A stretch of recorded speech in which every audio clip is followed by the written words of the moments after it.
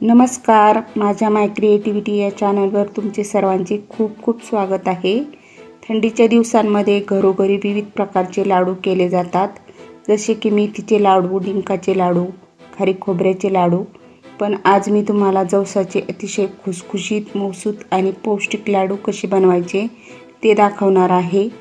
अतिशय साधी सोपी पद्धत आहे आणि झटपट तयार होतात। आणि विशेष म्हणजे हे लाडू महिना ते 2 महिना अगदी व्यवस्थित टिकतात।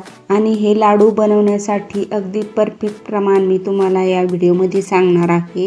चला तर मग वेळ न घालवता रेसिपीला सुरुवात करूया। अचूक प्रमाण ठरवण्यासाठी मी इथे सर्व साहित्य वजन काट्याने मोजून घेतले आहे।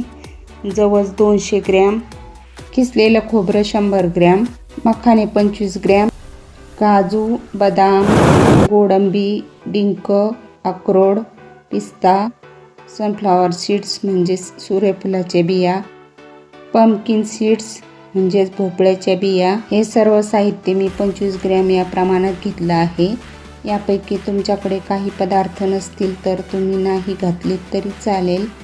10 ग्रॅम मेथी, 10 ग्रॅम खसखस आणि 10 ग्रॅम अळवी घेतले आहे। अळीव आणि मेथीचे दाणे ऑप्शनल आहे, तुम्हाला घालायचे असतील तर घालू शकता किंवा नाही घातले तरी चालेल, पण त्यामुळे लाडूची पौष्टिकता अधिक वाढते।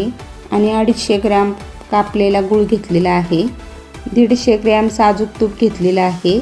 सर्व पदार्थ मी मोजून घेतलेले आहे। या सर्व पदार्थांची यादी मी डिस्क्रिप्शन बॉक्समध्ये दिलेली आहे, तिथे जाऊन तुम्ही बघू शकता। आता सर्वात अगोदर आपण जवस भाजून घेऊया। जवस भाजत असताना गॅसची फ्लेम कमीच ठेवायची आहे। गॅसची मोठी फ्लेम करून जवस भाजले तर ते कडवट लागू शकतात। जवसाला फ्लॅक्स सीड्स किंवा अळशीही म्हणतात। जवस हे अतिशय पौष्टिक असतात, त्यामध्ये ओमेगा 3 फॅटीचे भरपूर प्रमाण असते। आणि जवस हे गरम असल्याने थंडीमध्ये खाणे खूपच फायदेशीर आहे।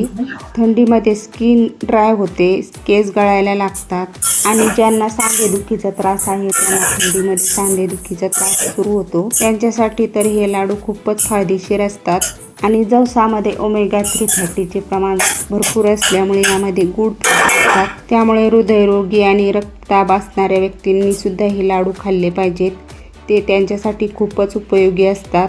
म्हणजेच नखापासून केसांपर्यंत सर्व आरोग्याची काळजी घेणारे पौष्टिक लाडू नक्कीच करून खायला हवेत। आणि बघा आता 4-5 मिनिटातच जवस छान तडतड उडायला लागले आहेत आणि खरपूस भाजून झालेले आहेत। आणि आता आपण ते एका ताटामध्ये काढून घेऊया। आणि आता खोबरं भाजून घेऊया।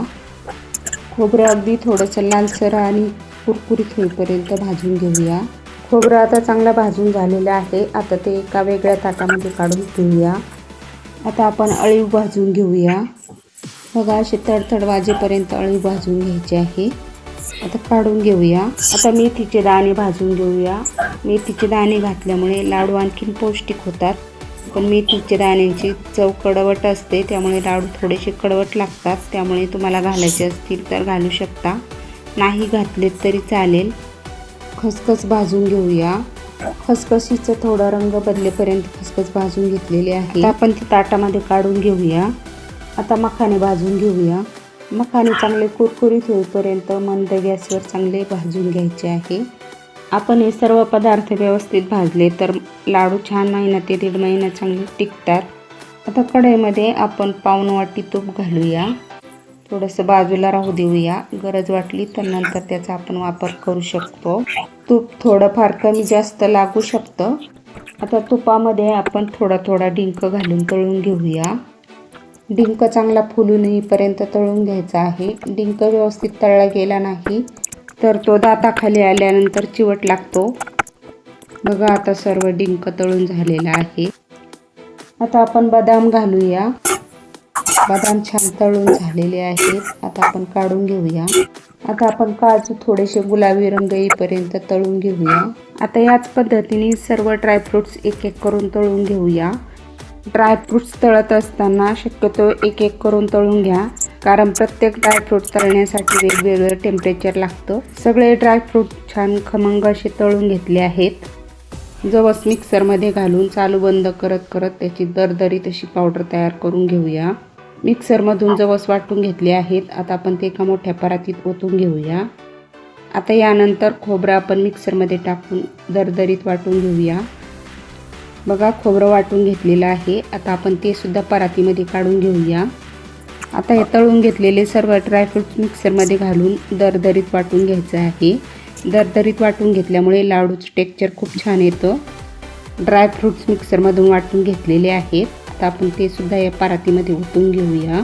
मिक्सरच्या भांड्यामध्ये मखाना आणि डिंक घालून हे सुद्धा वाटून घेऊया। मखाना आणि डिंक तळून झाल्यानंतर तो सुद्धा परातीमध्ये काढून घेऊया।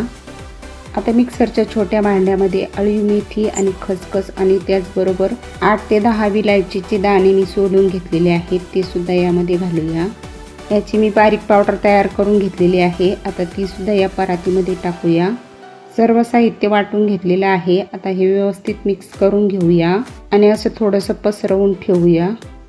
ड्रायफ्रूट्स वगैरे तळल्यानंतर जे तूप उरलेलं आहे त्यामध्येच गूळ घालायचा आहे आणि आता हा गूळ आपल्याला फक्त विरघळून घ्यायचा आहे। गॅसची फ्लेम अजिबात मोठी करायची नाही, कमी गॅसवरच हा गूळ चांगला वितळून घ्यायचा आहे। एकसारखा उलटण्याने हलवत हलवत गूळ पातळ होईपर्यंत वितळवून घ्यायचा आहे। मी 150 ग्रॅम तूप घेतलं होतं, त्यापैकी एवढं तूप उरलेलं आहे। बघा तुपाचं प्रमाण कमी जास्त होऊ शकतं आणि 2-3 मिनिटातच गूळ चांगला विरघळलेला आहे। बघा गूळ असा पातळ होईपर्यंत विरघळून घ्यायचा आहे। गूळ आता विरघळलेला आहे। आता गॅस बंद करूया आणि गरम असतानाच हे मिश्रण लगेचच लाडवाच्या मिश्रणामध्ये ओतून घेऊया आणि आता उलटण्याने पटापट व्यवस्थित मिक्स करून घेऊया। गूळ खूपच गरम झालेला आहे, त्यामुळे लगेच हात घालू नका, उलटण्याने व्यवस्थित असं मिक्स करून घ्या आणि हाताला सोसवेल एवढं कोमट झाल्यानंतर हाताने व्यवस्थित मिक्स करून घ्या। आणि आता याचं मिश्रण गरम असतानाच थोडं थोडं मिश्रण हातावर घेऊन याचे मध्यम आकाराचे अशा पद्धतीने लाडू बांधून घ्यायचे आहे। बघा अगदी मस्त असा लाडू तयार झालेला आहे। आता याच पद्धतीने आपण बाकीचे सर्व लाडू तयार करून घेऊया। सर्व लाडू तयार करून घेतलेले आहेत।